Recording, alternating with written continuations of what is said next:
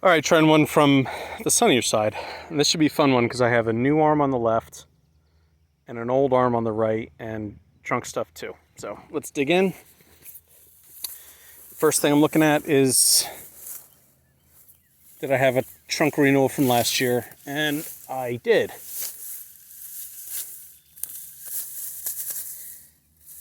And this is kind of cool because like this was the old trunk. Then we did that one. Damn, what a grapevine. And now we're trying to do it again. So let's see what we have to work with. Stuff really growing far away from, well, no, it's because the trunk's all the way over here. So get the weeds out of the way.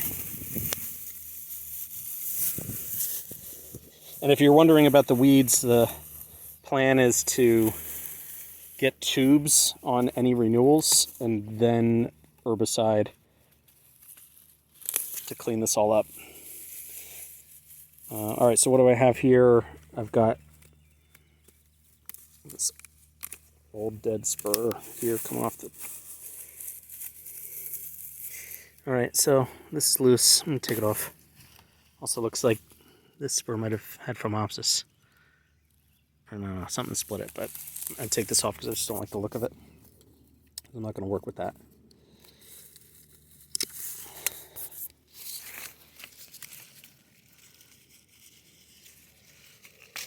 Okay. So here's the piece from last year. Again, it wasn't tied. If I bring it upright and I tether it to the wire, what do I have to work with? I've got one shoot that's, I guess I could tie it like this. And this guy could go to the left next year, but I've got a pretty good new cord on there. I don't know if I want to retrunk this.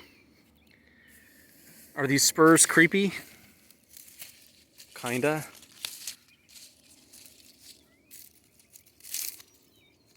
That's rally. It's not mildew.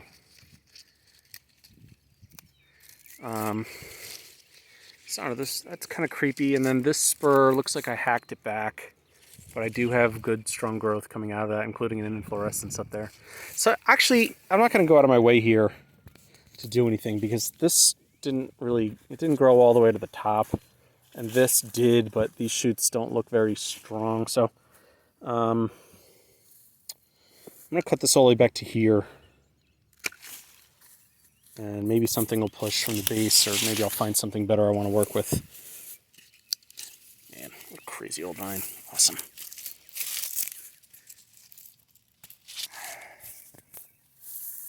So this is growing off of this. Obviously, I'm not going to grow shoots and clusters down here, so I'm going to take that out. And maybe this is just what I'll train up for possible renewal down the road. And then this is coming directly off the base. I'm going to take that out. Over here I've got two, and one already fell off. I can feel it. I heard it. One of them did. This is attached to.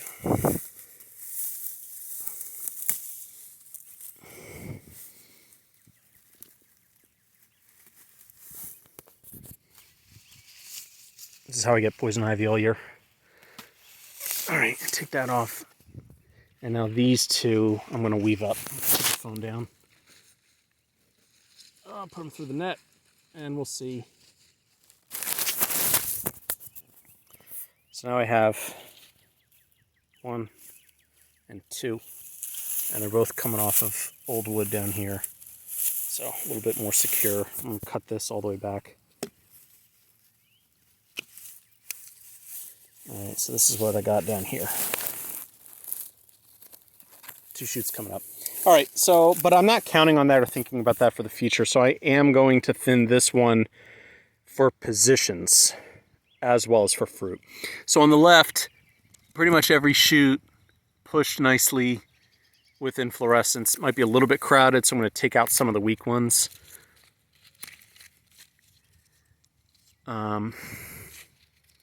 Yes, it's a little crowded, but that's not too crowded. It's fine. I don't need this stuff here because I'm not thinking about renewing to the left, because I got this guy and I like it. I like it a lot. Nice and even.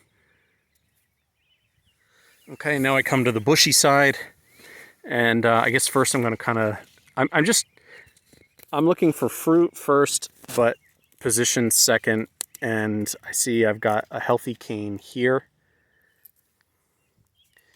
So I don't need these little wimpy ones that are out on the top of this spur complex. I'll roll with this next year. So I don't need this down here. There's no fruit on it.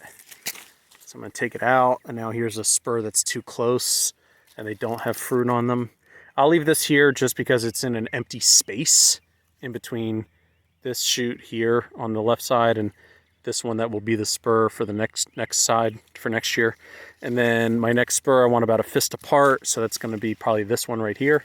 So I'm going to take all this stuff out unless there's a flower on it, and I'm not going to count this. So I'm going to take this out. I'm going to clean up this little stuff on the other side. So next year my plan is spur here, and there's no, well, there is a little inflorescence here, but it's pretty far behind. I mean, these ones are already full bloom. So I'm going to take that out. Hopefully that helps these ones move along.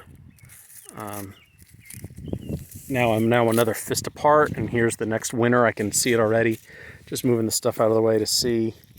So it came out of the top of the spur that I left intentionally last year. So this guy wasn't here intentionally. This is a secondary that pushed. I'll leave this here for position and this here for this year's fruit. So next year I'll cut Spacio, and this will be my 2 bud there. All right, now my next complex is here.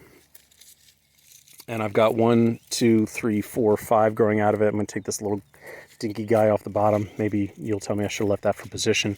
Let's just take some leaves out so we can see. Oh, I pulled that weak one out, but it's got no inflorescence on it, so I'll take that out. In fact, none of them really do. So I'm only interested in position here. There's a little inflorescence here, a little one here, and a little one here. So they're all kind of the same. These ones are harder. Yeah, okay, so they grew out of one of these little dinky spurs that were left behind during the crazy pruning situation in the spring, so they're a little bit more, I don't know, legit. So I'll take this easy to come off weak greener one compared to these thicker, harder red ones that just seem like they're probably where the juice is going more dependably. They're all the same height and the same position on the spur. Another fist apart. So here's my next complex deep in the jungle here. I got this guy coming out underneath in between. I'll take that out so I can see what I'm doing. I'll pop a couple leaves off. And now I'm going to take this weak one away. I got one growing underneath and sideways here. I'm going to take that out. Okay. So I've got 2 that came out of here, but then there's the actual spur, and then there's all sorts of stuff in there. I'm just going to start pulling the weak ones out, because if I need the position, I've got one of these 2. And hopefully you'll tell me that this isn't too thick of wood to cut out. I'm going to take out this stuff so I can see what I'm doing. I'm going to leave this because I might need the fruit there. I'm trying, Marco. I'm trying to see what's going on here.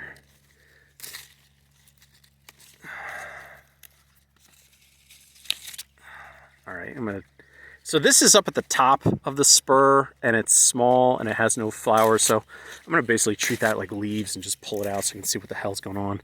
And now I'm getting down. Now I've got 1, 2, 3, 4, 5, 6, 7, and I already pulled 3 off. So I had 10 shoots in this complex, and it looks like I've got 1 inflorescence there. What a bummer. Oh, it's disappointing. And then here's the real spur. Here's the real spur here. That's what I actually intended to grow off of. And here's the shoot that was at the top of the spur, and it didn't have any fluorescence, or maybe it did and just never grew yet, because all these other things took the energy from its opportunity. So I have only 1 shoot with inflorescence. I'm just going to keep that, and I'm going to take everything else out. I don't see why not. Oh, I've got 2 with inflorescence, so I've got one back here also. Found you.